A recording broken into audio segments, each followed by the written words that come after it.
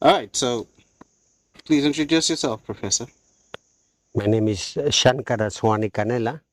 I am Professor of Marine Science and Anthropology at Rhodes University in South Africa. And we're here in this beautiful place in the Roviana Lagoon, doing research, actually, doing field research. Not fake research, but real research. Also, tell us how does like anthropology and marine science work together? Well, it's important to understand that, a lot of human action is interlinked with the environment, right? So you can't just do a cultural analysis or an environmental analysis. You need to understand the interrelationship of economic and cultural behavior with an ecological existence, right? Mm-hmm. So, for example, we do a lot of human ecological work that looks at environmental interactions. And in fact, a lot of the literature now is talking about socio-ecological systems.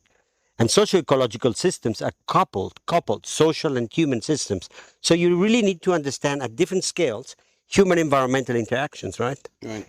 So let's say from the smallest fishermen or fisherwomen out there fishing to people farming, people, interacting, hunting, you understand the interaction with the environment, you begin to understand economics, and you begin to understand health, you begin to understand nutrition, things about the human condition that we need to know.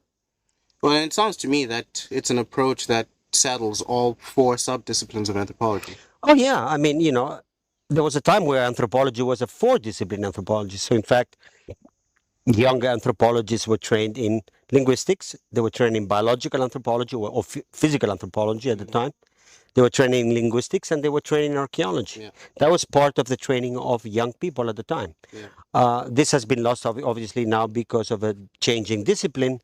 But actually, when you went and do field work in a place like this, all the four field anthropology provides a sort of foundation baseline for you to be able to look at different facets of the human condition. Right. That if you were only trained purely as a cultural anthropology, especially with a postmodern, post-structuralist view, you wouldn't be able to actually understand. So you received this four field. Yes, I did. I was trained in four fields Right. with a very slant. Actually, I was trained as a marine scientist, and then I became a double major between marine science and anthropology. And that gave me sort of an interest in interdisciplinary engagements because I thought that, okay, I came in a place like this, you look at this place and you think, well, it's all marine. You need to understand the ecology and the marine ecosystem to actually understand how people interact with it. So I actually came from an interdisciplinary background. So even within anthropology, there is also that interdisciplinary casing in it. And yet this has been lost today. And how long would you say that the human ecological tradition has been part of anthropology? Since the beginning of the 1900s. Right. And why do you think that has changed over the last couple of years? Actually, for those of you who are not aware or are not trained in anthropology, anthropology was a very ecology heavy discipline from around the 1930s and 40s all the way till the 1980s. So a lot of the research that was done in many parts of the world, Pakistan, Papua New Guinea, Indonesia, by different well-known anthropologists, were looking at human environmental, human economic interactions because, of course, economy and the environment are intertwined. And so there was a revolution, there was a change. And are you referring to the 1970s? I think that what we call the postmodern, post-structuralist, etc., transformation of anthropology began in the late 70s, early 80s. And is it accurate to say that that was a philosophical transport from primarily France, but maybe even a little bit of Germany. I would say France, Germany, and other European places, and a lot of copycatting by Americans, trying, co-opting that knowledge and bringing it into an American space. And actually, in anthropology, was rapidly developed by a number of anthropologists in the United States. But the problem is, and I think we reflected upon this before. Yeah. I think one of the problems is that the old timers, so let's call the older people who had been trained in the 50s and 60s, in the 80s, they were already senior professors, right? Yeah. And a lot of the departments in the United States were dominated by some sociocultural anthropologists, there were archaeologists, there were biological anthropologists, and some linguists. Yeah. And suddenly there was this new generation coming of almost like neo-Marxist anthropologists, post-structuralist, post-modernist. We'll get to that later, but different, a different species of anthropologist with a new vision, a vision of transformation, a vision of multiplicity of voices, a vision of subjectivity being situated in power relationships and so forth. And anyway, just to make this story short, the elders accepted this young blood and said, okay, we need these young people to provide a different perspective. Right. Little that did they know they'll be shafted like there was no tomorrow. Yeah. So that was a Trojan horse. That was a Trojan horse, because the same generosity Right. of these elders, our ancestors in an anthropological perspective, Right. their open-heartedness, their their Tolerant. tolerance allowed these people into the departments. And the problem is that they weren't tolerant. Right. They said, okay, we're going to have multiple voices, we're going to have multiple realities, we're going to have multiple epistemologies, ways of knowing. And yet when they colonized the departments, they decided that everyone else's knowledge, for example, people like me who do human ecology, were not welcome. Right. And they purged every single bloody department in the world. Well, So today, when you look at actually anthropology and what anthropology students know, is that anthropology. right. Well, and you have a personal example of this scenario unfolding. Mind sharing a little bit on that? Okay, I'm sorry, guys, I may bore you with some of the history of this, but Background is important. background is important. Context. Context is important. And when we talk about discipline and the discipline of anthropology, powerful discipline that can understand the human condition. Okay, let me make this short. I was a postdoc at the University of Auckland in New Zealand, and I got a job offer at the University of California, Santa Barbara in 2000 to replace Napoleon Chagnon, who was a sociobiologist and had studied the Yanomami in the Amazon. Do you maybe want to explain what what social biology? Sociobiology means that some of our social behavior, like violence, is not random or driven by agency or driven by culture. It's driven by our biology. So basically, there have been selected forces in our genetic and evolutionary history that have selected for a genome that has a propensity towards phenotypic variability, including violence. Right. So what Chagnon was doing a social-biological study, basically suggesting that the people who were more violent had a selective advantage over those who are not. And of course, there's cultural anthropologists that think that agency and culture is all in the mind of people and in the will of people. We're all going bananas and berserk saying, oh, how dare you say that? But anyway, this gentleman was a professor at the University of California, and because of a number of pressures by many, at the time, welcome new anthropologists coming into departments, basically began to push this gentleman out. He retired he agreed to retire as emeritus, and therefore, in his departure, said, I want an ecological anthropologist or a biological anthropologist to replace my position. Right. It's 2000, right? Yes. 23 years ago. The whole postmodern, post-structuralist, post whatever was ongoing already. Mm. Transformation across departments in the United States was already taking foot, taking Taking place, hold. Yeah. taking hold. And what the older anthropologists had wanted is to create a balance of different perspectives in departments. Very generous from the part, not requiring people to be quantitative and allowing qualitative anthropologists doing life histories and doing sort of more less rigorous anthropology come in to Yeah. provide a much more plural voice to our discipline. Yes. But they had a different agenda. The agenda was to weed every single person who was a positivist, an empiricist, Yes. out of the departments. So basically, I was supposed to replace Napoleon Chagnon. Obviously, he was a senior professor. I was an assistant professor. Mm. And, you know, I had done quantitative optimal foraging theory. I had done human behavioral ecology for my dissertation, right? And they thought that was too quantitative or perhaps not as, not within their prism of understanding anthropology. So even though the job was actually, Yeah. How did they justify that? well, Given the job description. because they were the majority already. They had co-opted, and they actually co-opted the archaeologists to vote with them because the archaeologists were materialist and empiricist and so forth, And for the non-Americans, can you describe the relationship between archaeology and anthropology? Well, obviously archaeology is anthropology Mm-hmm. because we are looking at past human behavior and looking at an archaeological record to understand our own cultural evolution. Right. So archaeologists need social, cultural, economic, ecological anthropology Yeah. to explain the archaeological record. They use the theories generated in those disciplines Exactly. to explain the record. They use the theories generated in those, in our discipline in general, in anthropology, biological, linguistic, and cultural, to explain the archaeological record. Right. So, pretending that these are sub-disciplines and they're separate is stupid Right.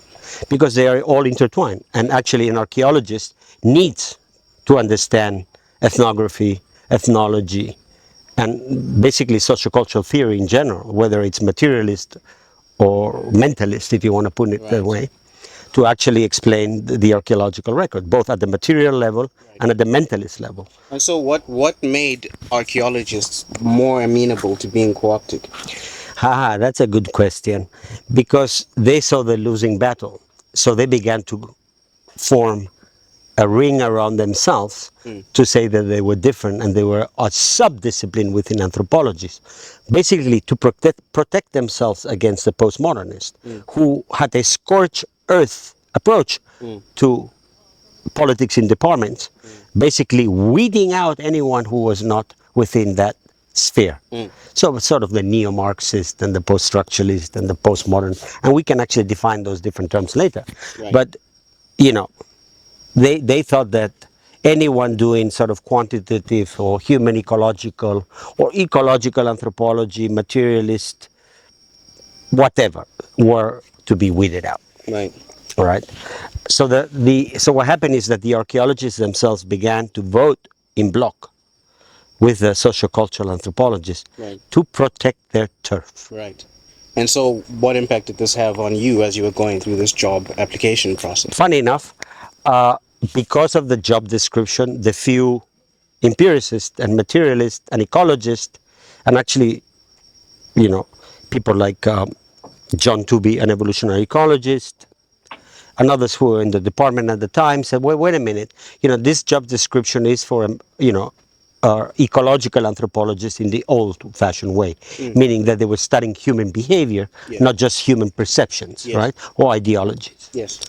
Now, what happened is that these people, the cultural anthropologists, said, "Whoa, wait a minute, we, we want something new." Again, co-opting the department and actually weeding out any dissension from their ideology. So basically, they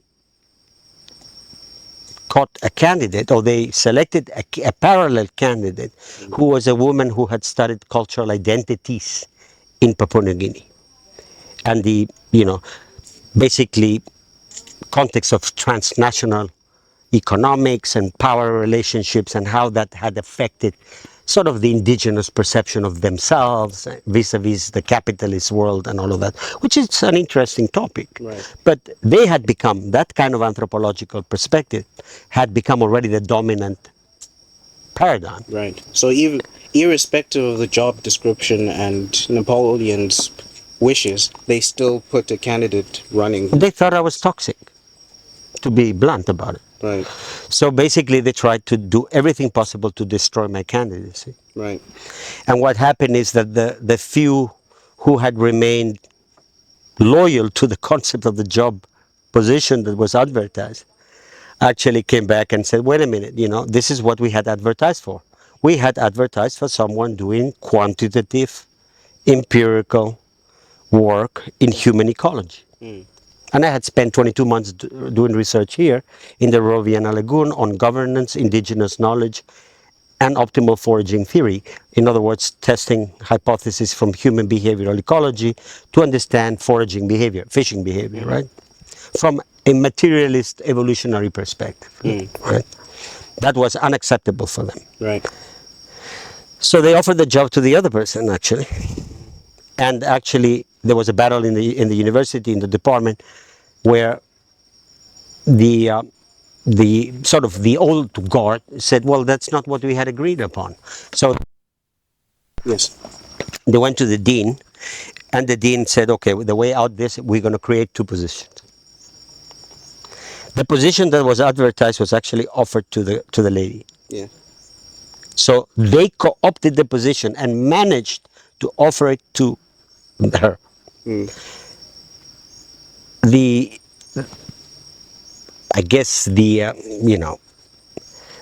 agreement made, or sort of to balance it out, the dean decided they would create a second position for me. But that second position was subjected to approve by the faculty and by the university. More funding, more money, a second job. So mine was actually more tenuous, when in fact mine was the one that had been advertised for. So how did you end up getting the job? Because she actually got a job at the University of Illinois Right. and actually decided to reject the job. So it's plausible that had she not gotten that job, you wouldn't have gotten the job. Possibly not. Right. And so a skeptical person might say, what is wrong with multiplicity of voices and agency and subjectivity from the post-structuralist, postmodernist, whatever we're calling that camp? What exactly is wrong with pursuing those? Well, there are many ideological and epistemological issues to talk about, but I think there's a fundamental hypocrisy, right? They advocate subjective realities and subjective visions of the world, meaning positioned in your gender, in your power relationships, whether you're man or woman or whatever you are, right? And that, so your vision is subject by those factors that have an influence in the way you construct reality around you. But basically, they are fascist. Right. Why they're fascist? Because they said, well, let's have a multiple way of understanding the world, but not science, Right. not Western knowledge. Everything that had happened within university systems before is no longer valid. Right. So you say, wait a minute, you are talking about multiple ways of knowing, which would include scientific knowledge as one of them, even though they would argue that that scientific knowledge is historically compromised by its effect on indigenous peoples around the world and through the process of colonization and through the weaponization of science. That may have happened, but the issue is that science itself is a way of knowing that's universal. Because, if you work in a place like this, indigenous peoples themselves Right. are practicing a sort of inductive science. Right. What do I mean by inductive science? They observe empirical reality around them, currents, fish, birds, and they create ideas or hypotheses about what they're observing. They deduce as well. They deduce as well. So, this whole idea that science belongs to the West and the rest are just caught up in these, I think, in some ways, patronizing ideologies that they, from the postmodern perspective, that in fact these local people are not actually conducting science is wrong. So anyway, they decided that they would not allow people like me into the department, and this basically is just a small example of what has happened across all departments all over the world. And what impact has this had on anthropology as well as the students being trained? Well, very clearly, there used to be a four-field anthropology that has disappeared. Now, students are not trained in biology, evolutionary history, they're not trained in archaeology, they're not trained in linguistics, and even within cultural anthropology, which includes ecological anthropology, economic anthropology, psychological anthropology, cognitive anthropology, you name it. Right. Now they're only talking about a sort of neo-Marxist morphed ideology Right. that reduces human behavior to subjective agency, and what people think they live as a reality is their reality. And this is a different issue we can discuss later on.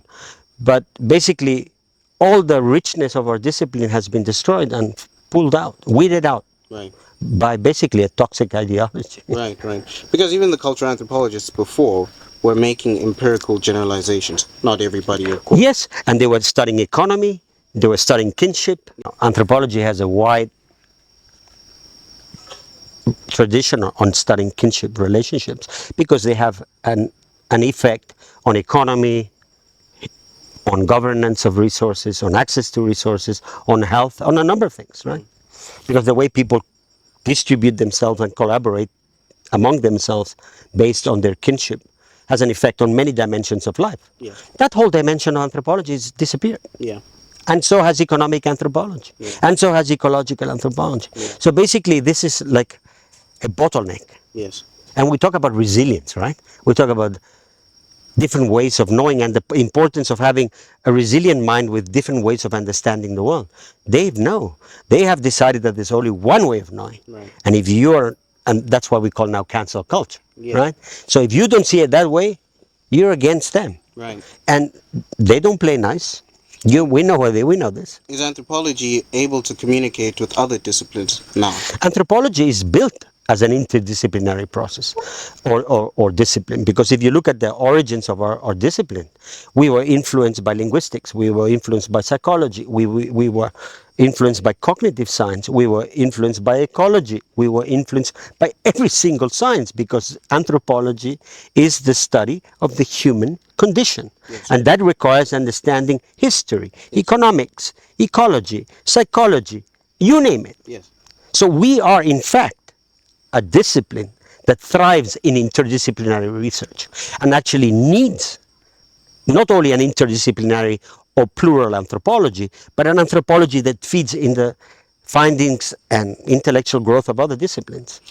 And unfortunately, this has been diminished or destroyed in the modern anthropological context. And so modern graduates of anthropology are no longer to engage in interdisciplinary work at the same level because they don't have that foundational training. I don't think so. I mean, me as a professional, this may sound very harsh, but I find a lot of graduate students today basically useless. Right. Why?